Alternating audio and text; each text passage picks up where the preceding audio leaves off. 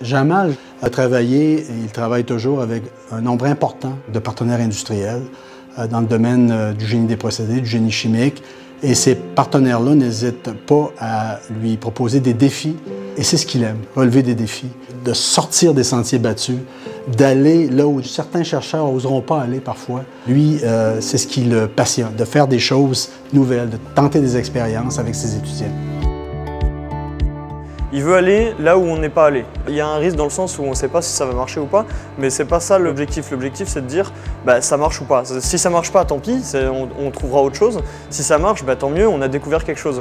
Jamal, au fil des ans, a su former un nombre impressionnant d'étudiantes et d'étudiants qui, aujourd'hui, se retrouvent dans des entreprises, qui travaillent dans des centres de recherche. Certains sont professeurs, d'autres ont créé leur start-up et travaillent justement à mettre au point des technologies et arriver avec des solutions très originales, très innovantes en réponse à des enjeux de société. Au lieu d'utiliser n'importe quelle matière première, nous on utilise des déchets, que ce soit des déchets municipaux, que ce soit des déchets plastiques.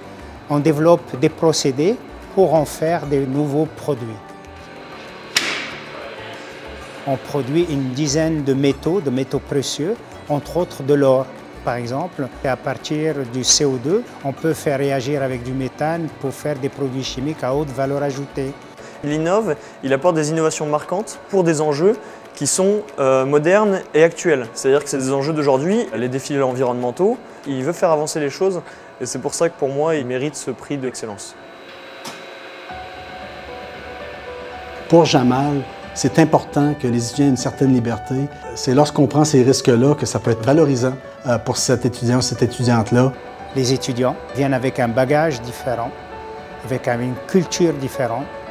Et là, après avoir passé 3-4 années en tant qu'étudiant-chercheur au doctorat, donc ils terminent avec une maturité scientifique solide et ils vont ailleurs poursuivre ce qu'ils ont appris et l'étendre à d'autres problématiques. C'est extraordinaire.